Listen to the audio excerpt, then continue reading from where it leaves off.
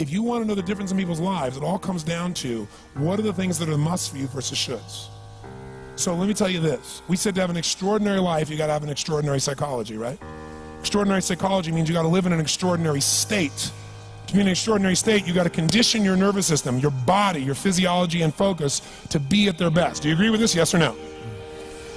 Then to do that, though, you can do that. Why doesn't everybody? It's not because you can't. We all have the ability. It's because of our standards. I remember a time early in my career, I was about 24, and I went to do a seminar in Boston. And in those days, a big seminar for me was like 125 people. And it was a 3-day seminar, and we worked around the clock, and people made such extraordinary changes in their life. And at the end of it, I was feeling so fulfilled. I was thinking, my God, I'm 24, maybe 25 at the time, and I am so happy because I have found my mission in life. I'm doing what I love. It's making a difference in people's lives. This is extraordinary. So we finished about midnight on the Sunday night.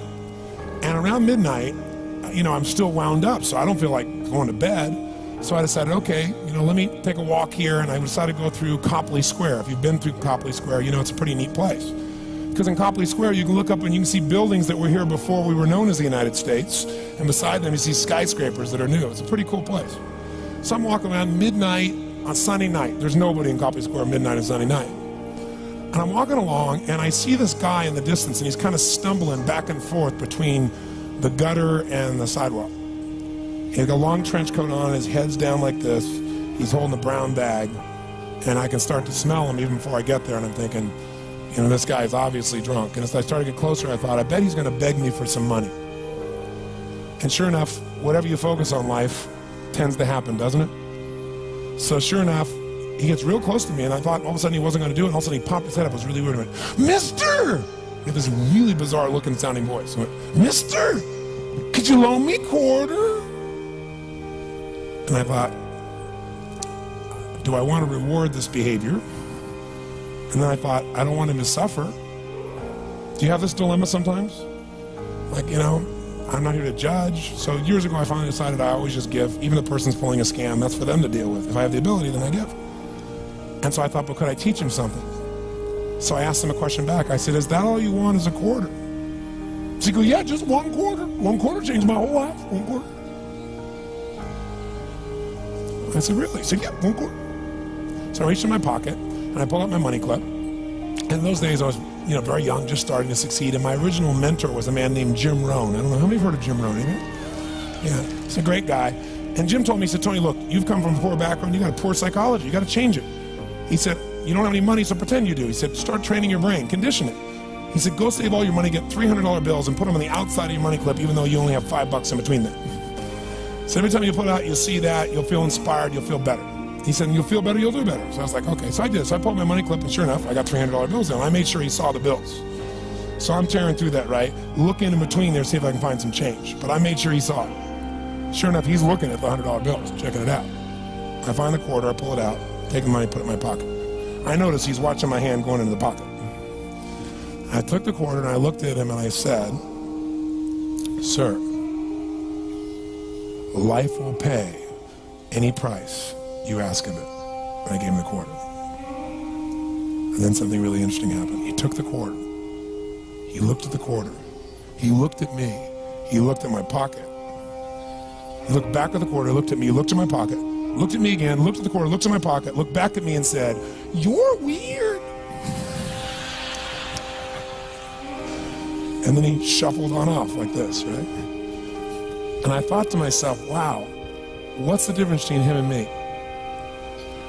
I mean, I was 24, 25 at the time, doing what I love most, have my mission in life, and he's in his early 60s, drunk on the street begging for quarters. What's the difference? And I thought, well, maybe God's blessed me because I'm such a good person. I thought, oh, and he's such a bad person, that's such bull. And I thought, wow, maybe the answer to that question is what I just told him. Life will pay whatever price you ask of it. But you know what's interesting? You got to ask intelligently. In the Bible it says, ask and you shall what? Yeah, pretty good formula. You ought to look into it. But you know what? It says, ask and you shall receive, but I'm sure it meant ask intelligently. I'm sure that's what God meant. I'm sure he didn't mean bitch and you will receive. Whine and you will receive. I don't think that was the instruction. Now, if you were going to ask intelligently, there might be 5 elements of that. Number one, you'd have to ask specifically, wouldn't you? You wouldn't ask in a general way. People do that all the time. They go, I want more money. Fine, here's $1, get out of here. Very often, you're getting what you're asking for. You're just not aware of how general you're asking. Clarity is power. The more clear you are about exactly what it is you want, the more your brain knows how to get there. Your brain is a servo mechanism. It's like a bomb. Those bombs, those missiles, they have a servo mechanism. So if the target moves, it knows what the target is, it follows it. Your brain, when you condition it, knows exactly what to go for and it'll find a way to get there. Did you ever buy a certain outfit or a certain car and suddenly see that car outfit everywhere? How many of you had that experience? Say, aye. How come that car outfit's everywhere? It always was everywhere, but now you notice it. And the reason is because there's a part of your brain called the reticular activating system, the RAS. That part of your brain determines what you notice and what you don't notice. Your brain spends most of its time trying to make sure you don't notice because you'll go crazy if you notice everything. But when you decide what's most important to you, your brain goes after it. Everyone I know who's successful builds what I call an RPM plan. An RPM is built on the metaphor that the way to get from where you are to where do you want to go to the fastest is you got to build power, like in a car, RPMs. And the R stands for they know the result they're after. They know what they want precisely.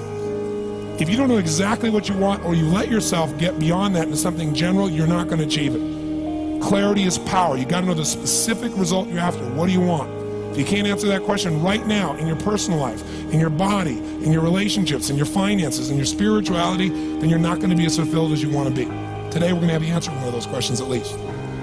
The second part of it, you got to know why you're doing it. Because you know what? You may get a big goal as soon as I want to make $1 billion. I want to bring peace to the earth. Why? Because as soon as you come up with a goal, all the obstacles show up. Unless you've got enough emotional drive to break through that, you're never going to discover what it really takes. So you got to get yourself past that. And the way to get past that is have enough reasons. Reasons come first, answers come second. This man did not know what he wanted. He did not have enough reasons.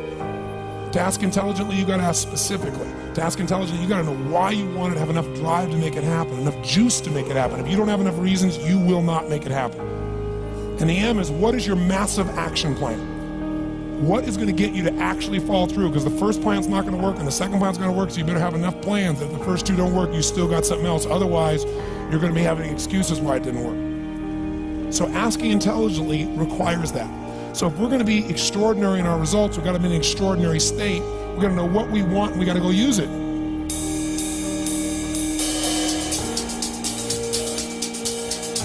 Decide to model the actions of those who succeeded before you. It can be the best financial time, the best emotional time, the best spiritual time of your life, but you better take control of your state. And if you think you're going to do it just by today, you're wrong. You're going to need to get yourself some rituals. Right now, every one of you in this room is controlled by your rituals. I don't just mean this one. I mean every morning you get up. I know your body. I can look at your body right now, and I can guess your rituals. Some of you, your rituals to work out 5 times a week, I can see it clearly.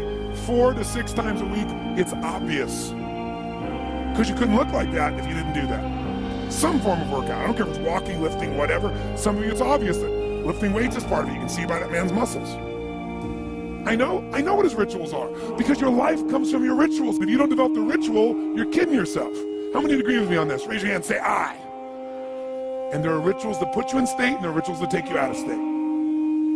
You have rituals in your relationship, you have rituals with your body, you have rituals around your finances, and the rituals that worked in the reaping time of fall in the markets and in business and in real estate, those rituals won't work now. If you do the right thing at the wrong time, you get pain. I'll say that again. If you do the right, you go, but Tony, I'm doing the right thing, but I'm not being rewarded. If you do the right thing at the wrong time, you don't get rewarded, you get pain. So you better do the right thing at the right time, and to do that, you better know what season you're in, and to do that, you better learn how to change your state, how to take control of your own conditioning. That's what I live for. Does this make sense to you, yes or no? Come on, guys, yes or no? So now it's time to train yourself to do that. I'll show you how fast it can change. Try this just for a second. I want to show you what you can do with just focus. Try this for a moment. I'm going to give you a test. Sit up in your chair with some energy. Make sure your buddy next to you is in a strong state. If otherwise, adjust their state. Come on, change their physiology. What are they going to do? See if they're ticklish. That might help. Now do this. I want you to look around this room right now and find everything in this room that you can find that is brown as fast as you can. Look for brown, look for brown, look for brown, look for brown. Look around you, look for brown, look for brown, look for brown. Okay, close your eyes. I'm going to give you a test. With your eyes closed now, shout out loud everything you saw that was red. If you see a lot more brown right now than red, say yes. Open your eyes, look for red now. I want you to really look for red. Look for red, look for red, look for red. Anything you can find that's red, look for red. All around you, look for red.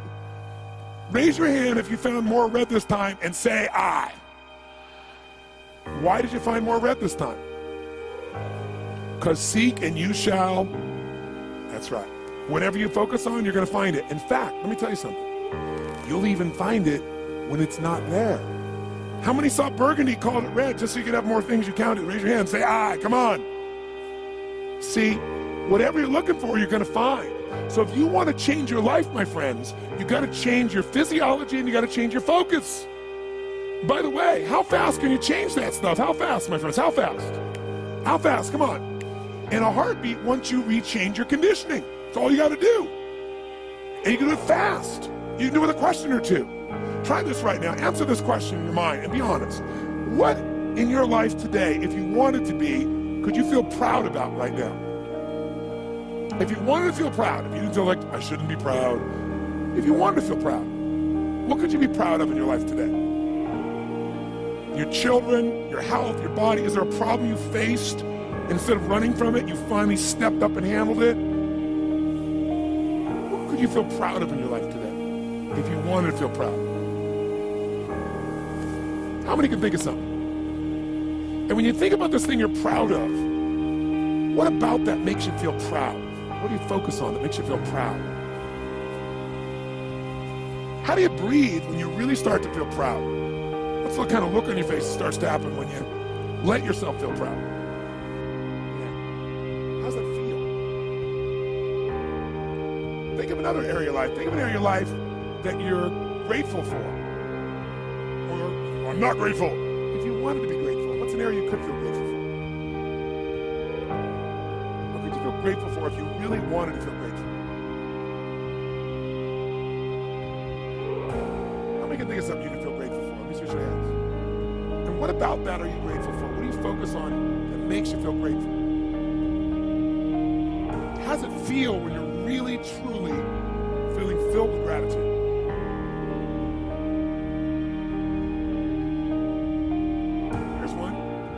If you wanted to be excited about your life right now, and you're willing to be excited, you're willing to buck everybody else's trend, what could you feel excited about in your life if you wanted to feel excited? What could you get excited about if you really focused on it and you really took it in? And you weren't in a negative place. What could you get excited about if you wanted to be excited in your life? What could you get excited about? How many of you can think of something you feel excited about right now? Raise your hand. Let me see your hand. Say I. When you're really excited about it, what about that excites you? Or when you're really excited, how do you feel? How do you speak? What's your life like? By the way, when you're excited, does it tend to touch other people? Yes or no? Absolutely. By the way, do people have a tendency, by the way, who feels different right now than just even a couple of moments ago? Raise your hand and say I. Why? Because focus is controlled by questions. If you ask a different question continuously, not once, continuously, you will get a different answer. If you ask a lousy question, you get a lousy answer and a lousy state. Somebody says, why does this always happen to me? It doesn't always happen to you, but the brain's like a computer. Ask it a question, it'll have to come up with an answer. Because you deserve it, you idiot. Someone will say, how come I can never lose weight? You can lose weight, but if you keep saying, how come I can never lose weight, the brain's got to come with an answer. It goes, you're a pig. Lousy questions create what? Lousy answers. Ask a better question, get a better answer. Now here's what I want you to get. I want you to get that you can change your state. How fast, guys? How fast? How fast? And if you get the habit of doing it, you'll have a different life.